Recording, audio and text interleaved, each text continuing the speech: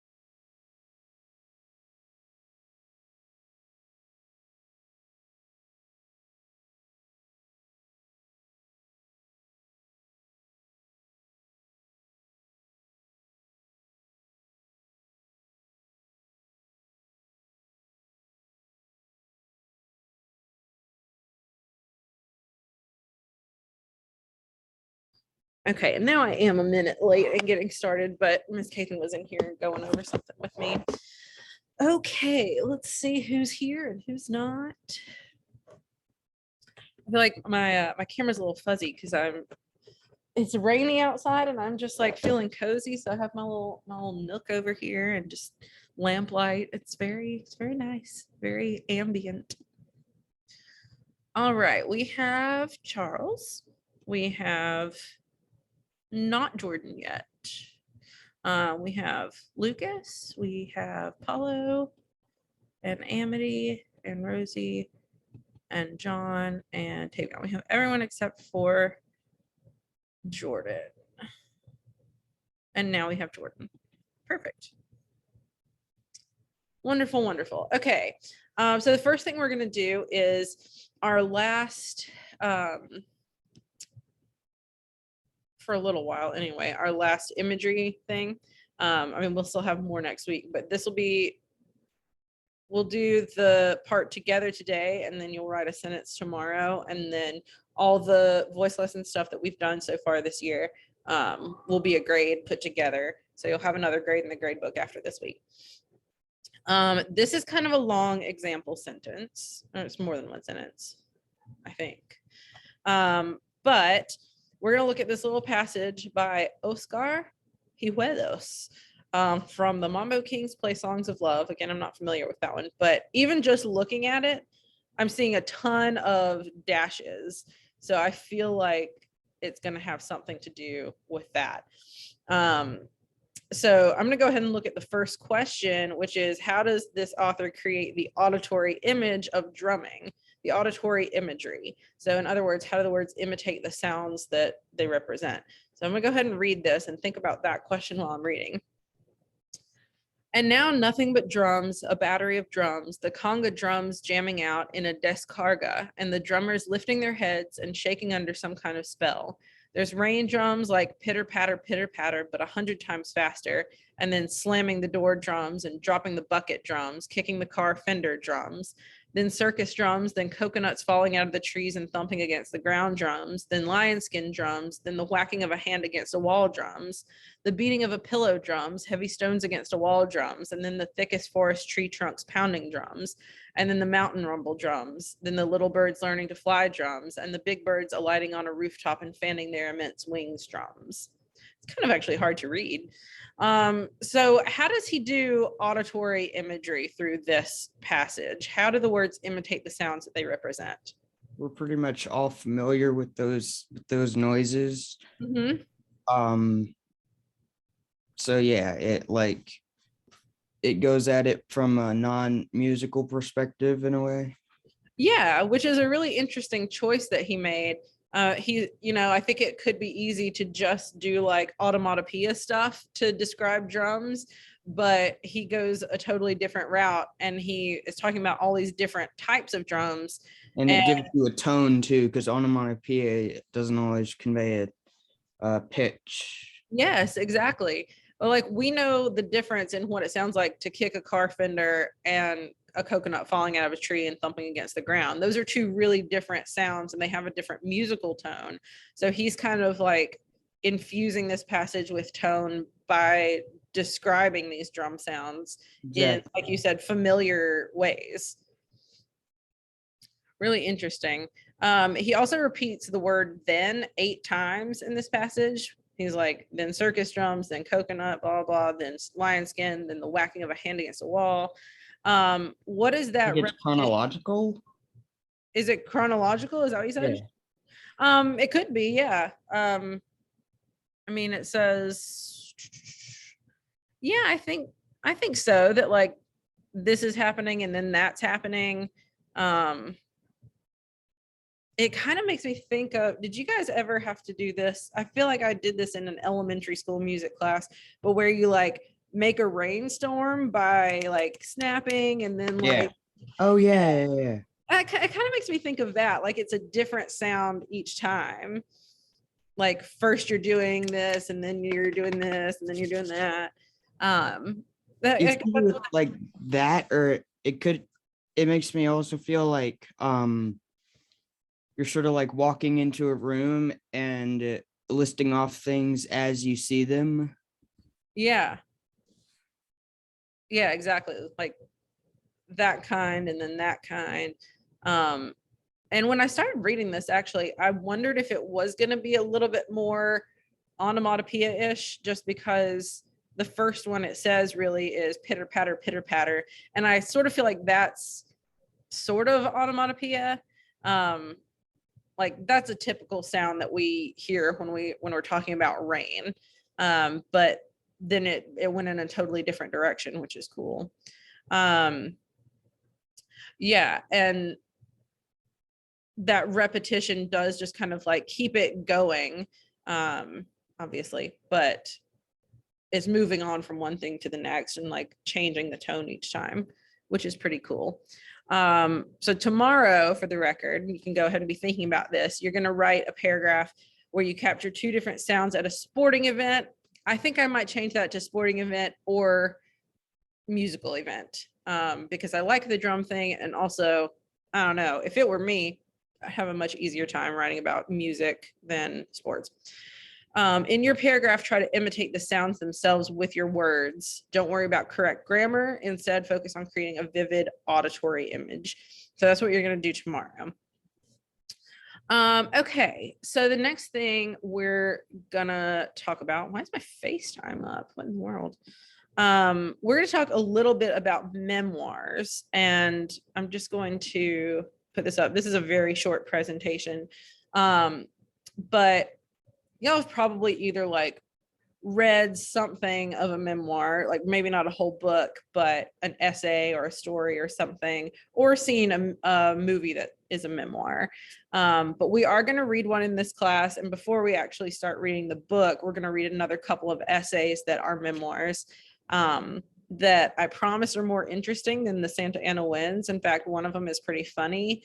I think we're going to read the first one tomorrow. But basically, a memoir is a form of narrative writing, which when we talk about narrative, It just means there's a story, there's a plot. It's not, like an instruction manual is not a narrative, but a story is a narrative, where the writer explores a particular part of his or her life. They may be talking about events that happen to them, people in their lives, places, successes and failures. It describes what happened, the events, and then shows why they're significant. It might be like, this was significant to me because, or you might have to kind of read between the lines and figure out why the author thought that this was worth writing about. But it's focused in time. It doesn't cover a great span of years. That would be an autobiography if you're telling your whole life story. This is going to be about like a particular time in your life. And it might be like, 10 years of your life or something. Like I could write a memoir about the years that I worked at Starbucks. It was 5 years, so not like my whole life or anything, but enough happened. And it was like significant enough that I could talk about it. A good memoir connects to the audience. You might not necessarily relate to the thing that they're talking about, but it should convey some lessons or something to take away that everybody could kind of relate to, like a universal truth. It is in first person point of view. If you're writing about yourself, then you would say I and me. Like a good essay, it features a hook or a lead that grabs the reader's attention immediately. We'll see a couple of good examples of this in the essays that we're going to read. It shows, doesn't just tell by using descriptive language.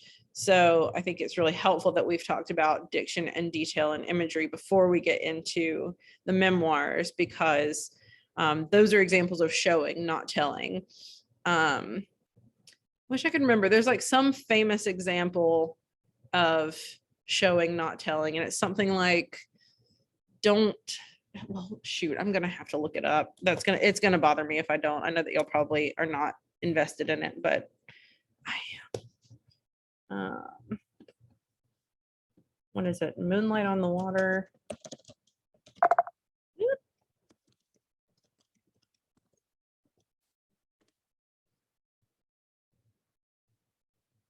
Well, that didn't help me. Okay, I don't know. Anyway, I'll figure that out later. It's not super important. It uses dialogue, which doesn't always happen in narratives, but number one, if you're writing about stuff that's happened to you, you're probably going to remember like conversations you've had that help mold this story. It expresses the author's thoughts and feelings, and it reveals the importance of the memory to the reader. So you wouldn't just want to talk about like the summer that I stayed at home and did nothing, because I don't know what you might have learned from that. Yes. Oh my gosh. Thank you, Jordan. Don't tell me the moon is shining. Show me the glint of light on broken glass. Yes. I knew it had to do with light and the moon. That's just a good example. It's still going to show you that the moon is shining, but it's a lot clearer image that you can see really specifically. Oh my gosh, thanks for finding that. So formatting a memoir, this looks pretty basic, I would think, beginning, middle, and end. But you do want to accomplish certain things with your beginning, middle, and end. In the beginning, you'd provide the reader with any necessary information just about the who, what, when, where, why, or how. Like set up who you are, what you're talking about, what was going on in your life at the time you're focused on. The middle is going to outline a series of events presented in chronological order, typically. This is what happened. Like if I was talking about my 5 years at Starbucks, I wouldn't talk about the middle of it before I talked about how I started working there. And then the end provides a personal reaction to the memory, like what was learned or gained from the experience. And that's going to be really where you connect with the audience or the readers, because you want to convey something that you can take away from this. Like I'm not just writing it to be entertaining or to look back on my life, but I'm trying to give you a particular message to take away. So some hooks that you could use for a memoir, you could start in the middle of the event. And obviously, yes, you do want to like provide all that background of like who you are and what you're writing about. But starting in the action is a good way to get your reader on board from the beginning. Or you could start with dialogue. Their example here, Tim, get down here right now, Dad bellowed. His voice sounded angry and I knew I was in serious trouble. Makes me wonder who Tim is, why he's in trouble, and I want to keep reading. You could detail the person or thing that you're talking about. I'm going to assume that this first one is talking about like a stuffed animal at some point that they had when they were a kid or something. He stood about 8 inches tall. He was originally pink, but his color faded to a dingy beige from hugs and kisses I gave him and from all the many adventures we had over the years. I kind of think that they're like talking about an animal, like a stuffed animal they dragged around with them everywhere when they were a kid. Or you could start just with your thoughts of whatever is happening at the time, which maybe that example is the Tim of the previous page. Okay, so we're going to start by having you guys write sort of like mini memoirs of your own. If you will look on Canvas.